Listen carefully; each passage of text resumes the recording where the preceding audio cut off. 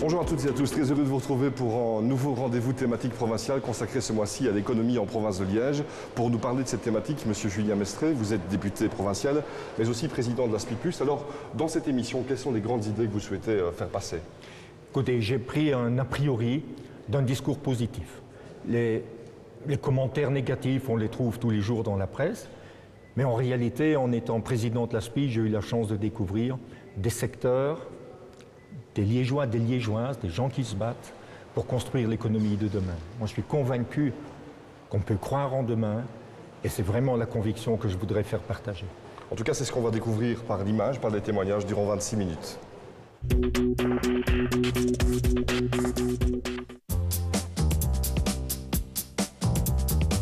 Bienvenue au cœur de l'Université de Liège, dans un bâtiment physiquement intégré au CHU de Liège. Nous sommes au GIGA, un grand pôle de recherche et de développement d'activités dans le domaine des biotechnologies. Le GIGA est une structure unique en Belgique et l'un des quelques exemples en Europe à pousser aussi loin l'intégration de la recherche académique et de la coopération avec les entreprises spécialisées, les structures de valorisation de la recherche et les organismes de formation professionnelle. Le concept novateur du GIGA, ces laboratoires ouverts, le matériel mis à disposition de tous, favorise la pluridisciplinarité et repose sur une étroite coopération entre le monde de la recherche et celui de l'entreprise. Ce sont essentiellement des applications pour la médecine humaine vétérinaire, le diagnostic ou la fabrication de médicaments.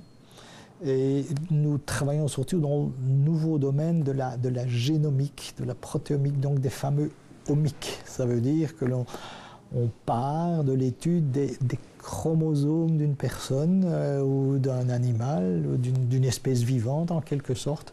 Et à partir de là, on va essayer de dessiner, on va faire par exemple, collaborer avec des médecins pour de la médecine personnalisée, pour dessiner de nouveaux traitements, de nouveaux médicaments, en tenant compte de des caractéristiques chromosomiques de la personne à qui on va les administrer.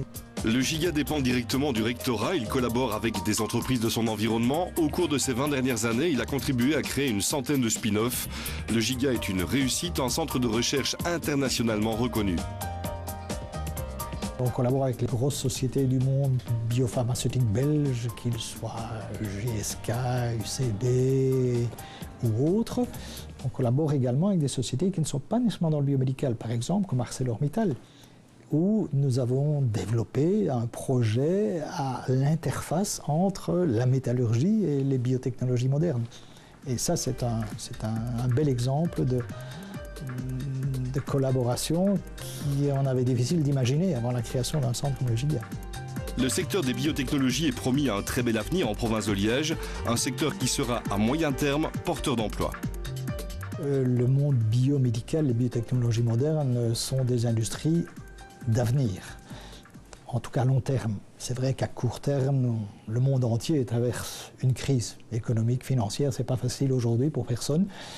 Les sociétés du monde biotech et biomédical sont peut-être celles qui s'en sortent le moins mal. Et à plus ou moins long terme, il est clair que ces sociétés, le domaine en tout cas biomédical, biotechnologique, sortira de produits assez révolutionnaires. Le GIGA vise également à positionner la région liégeoise comme un pôle de développement et d'attraction en biotechnologie, en combinant l'offre d'un personnel qualifié, les connaissances scientifiques et technologiques et la volonté d'innover dans ce domaine. Nous vous retrouvons depuis l'atrium de l'ASPI avec deux invités. Madame Françoise Lejeune, vous êtes la directrice générale de l'ASPI. Et à vos côtés, Monsieur Julien Mestré, vous en êtes le président. Monsieur Mestré, vous présidez l'agence de développement pour la province de Liège, je viens de le dire. Pouvez-vous nous décrire en quelques mots l'ASPI? Alors, c'est une intercommunale qui regroupe les 84 communes de la province de Liège et la province elle-même qui est l'actionnaire majoritaire. C'est donc bien une entreprise publique qui, à ce titre, se doit d'avoir des valeurs. Nos principales valeurs, l'éthique, la citoyenneté et évidemment intégrer aujourd'hui le développement durable. Quelles sont les activités que vous proposez aujourd'hui de manière assez large? Alors principalement, nous nous occupons du développement durable de notre territoire avec des partenaires privés et des partenaires publics et nous travaillons pour 3 clients, les communes, les entreprises, mais aussi in fine les citoyens. Qu'est-ce que vous proposez comme produit à destination de ces opérateurs ? Alors, les grands parcs de périphérie que nous avons déjà depuis quelques années, nous équipons des parcs pour permettre de vendre des terrains aux entreprises, ce qui fait de nous un des principaux partenaires des entreprises ici à Liège. Nous construisons de grands parcs en périphérie et nous les réservons aux entreprises de grande taille, particulièrement perturbantes pour l'environnement et qui ont vraiment besoin de s'implanter en périphérie. Ces grands parcs ont fort changé ces dernières années. On y met des zones tampons importantes, on y réalise des circuits cyclopédestres, on y fait maintenant des bassins d'orage qui ne sont plus des vastes éléments en béton, mais qui sont des plans arborés, des plans d'eau arborés. À côté de ça, nous construisons alors de petites zones en milieu urbain ou en milieu rural pour les toutes petites PME, ce qui a l'avantage d'une part de redynamiser les villes et villages et d'autre part de réduire le temps de déplacement maison-travail, de permettre aux gens d'utiliser les moyens de transport en commun et donc aussi d'économiser ces grands terrains de périphérie et de laisser un maximum de terrain pour l'agriculture. S'agissant des parcs précisément, il est souvent question dans l'actualité économique des régions de pénurie. Où en est la situation aujourd'hui ? 92% d'occupation pour les 50 parcs existants. Heureusement, nous mettons en œuvre aujourd'hui les terrains qui ont été mis à notre disposition en 2004 et le gouvernement wallon vient de nous allouer 400 hectares supplémentaires, ce qui veut donc bien dire qu'avec les terrains en ville dont on vient de parler, comme le Val-Benoît ou Intervapeur Abattoir par exemple, à Verviers, eh bien nous atteignons les 800 hectares à mettre en œuvre. Nous avons donc maintenant reconstitué un stock bien équilibré sur la province de Liège. D'autres produits, d'autres services à destination des petites, des grandes entreprises dans ou en dehors des zonings ? Des bâtiments relais, des espaces entreprises, c'est pour les entreprises débutantes, pour qu'elles ne doivent pas se préoccuper tout de suite de briques, je vais dire. On y accueille aussi notamment les spin-offs, les entreprises qui sortent de l'Université de Liège et qui ont besoin d'un encadrement spécifique dans ce que nous appelons des incubateurs.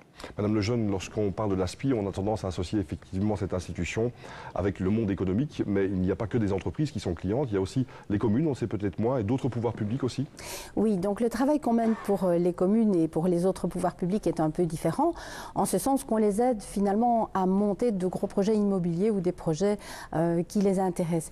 Et donc on part depuis parfois les démarches en matière d'aménagement du territoire, on les aide à étudier la faisabilité de l'opération, on les aide à aller rechercher des moyens financiers, des partenaires publics, des subsides, et puis on les suit dans le cadre de leur construction. Et donc ça nous a amené à mener différents dossiers du type la construction d'une crèche, la construction d'une école, d'une administration communale, l'aménagement d'une place, ou encore un musée comme le musée Cursus, et bien d'autres choses. Et je citerai aussi, et plus récemment, peut-être des hôtels de police pour plusieurs communes à la fois alors dans ce cadre-là. Oui, ça c'est intéressant. Les hôtels de police, la supracommunalité, la plupart de nos projets impliquent une réflexion un peu haute sur plusieurs communes. Nous avons effectivement pu développer des outils, des compétences, des savoir-faire qui nous permettent d'avoir un regard structurant, un regard d'aménageur sur ce bassin de vie qu'est la province de Liège. C'est quelque chose qu'aujourd'hui nous revendiquons. À Bordeaux, nous avons visité la communauté urbaine, nous nous sommes rendus compte que cette communauté urbaine devait s'appuyer sur un outil de spécialistes, une septantaine de spécialistes. Ben nous revendiquons la possibilité d'être cet outil au service des décideurs. Donc, quelle évolution de l'ASPI+, depuis que hier, elle était l'aménageur de parcs d'activités, bétonneur un peu, hein, et puis qui a intégré progressivement des concepts nouveaux, des services nouveaux, le service aux entreprises par exemple, qui permet d'accompagner les entreprises dans l'information et dans l'innovation, et y compris sur le plan européen d'ailleurs. Et aujourd'hui, l'ASPI se positionne de plus en plus comme une entreprise de service, et ça grâce évidemment à la qualité de son personnel et à son engagement. On s'intéresse à présent à deux grands secteurs qui en province de Liège sont promis à un très bel avenir. Il s'agit bien sûr du transport et de la logistique. En matière de transport et de logistique, la province de Liège occupe une place de choix sur la scène européenne. L'aéroport de Liège est le 8e aéroport cargo d'Europe. Le port autonome est le 3e port fluvial européen. La région est par ailleurs en connexion avec les grands ports de mer que sont Anvers et Rotterdam.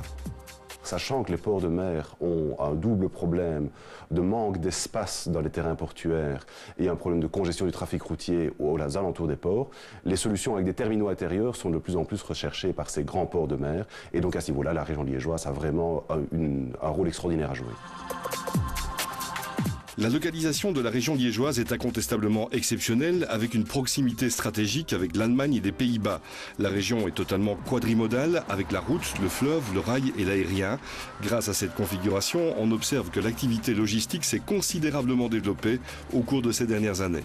Les spécialistes disent plus ou moins qu'à présent, on a plus ou moins compensé les pertes d'emplois dans l'industrie lourde que nous avons connues depuis les années 70 et que la logistique a pu créer environ une dizaine de milliers d'emplois dans la région.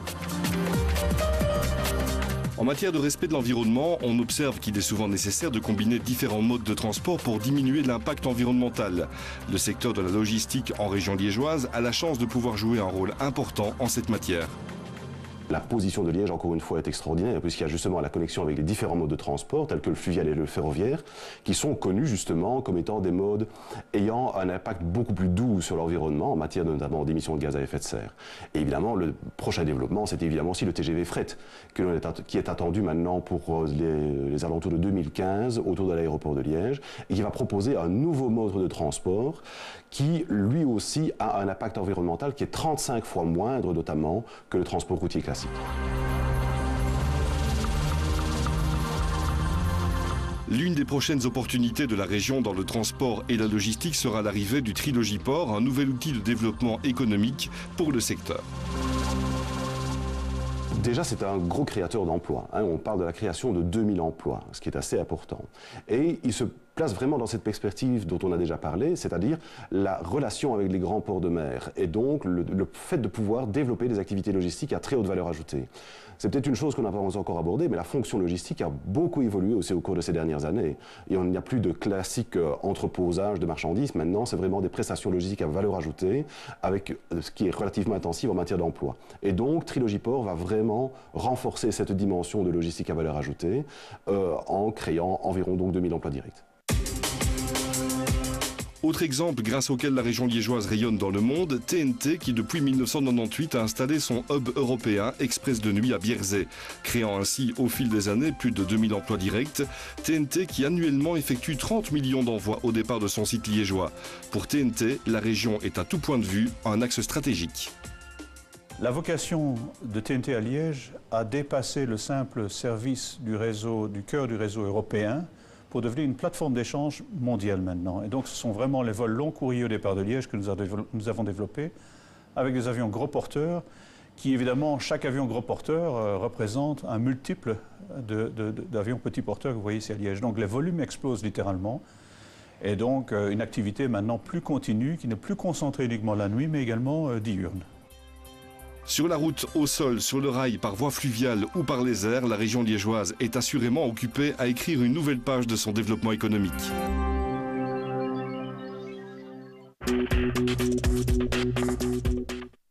Parmi les grandes entreprises liégeoises qui rayonnent dans le monde entier, on peut parler de Preyon, Arcelor ou encore Grèche. Toutes les trois travaillent en étroite collaboration avec l'Université de Liège. Le bassin liégeois est indissociable d'un long passé industriel qui perdure. À en croire Arcelor, le tissu liégeois est même en pleine recréation. La redynamisation économique liégeoise est en marche. On assiste à une diversification du portefeuille d'activités économiques en province de Liège. Des entreprises importantes comme ArcelorMittal, comme la FN par exemple, Express ou Preyon, ont véritablement passé, je dirais, le temps, les crises, en se renouvelant, en se repositionnant. Et donc là, il est clair que l'innovation et la recherche et le développement jouent un rôle fondamental. Arcelor ne peut envisager de se passer du savoir-faire et de l'expertise ainsi que des compétences d'un grand nombre de petites, moyennes et grandes entreprises locales au sens large. Arcelor collabore aussi de manière très active avec le tissu scientifique environnant. En clair, l'entreprise exploite les richesses d'une région et elles sont bien réelles. Le niveau, je dirais, d'expertise que l'on a au niveau local est extrêmement fort. Et donc on est très présent dans certains secteurs industriels, à la pointe du progrès. On a réalisé pas mal de ruptures technologiques, notamment dans la sidérurgie. On a développé par exemple des tôles à très haute résistance ici sur le site de Gemep. Ça, c'est vraiment lié à notre connaissance industrielle, à notre savoir-faire et au fait qu'on a également des éléments de recherche qui permettent de le faire.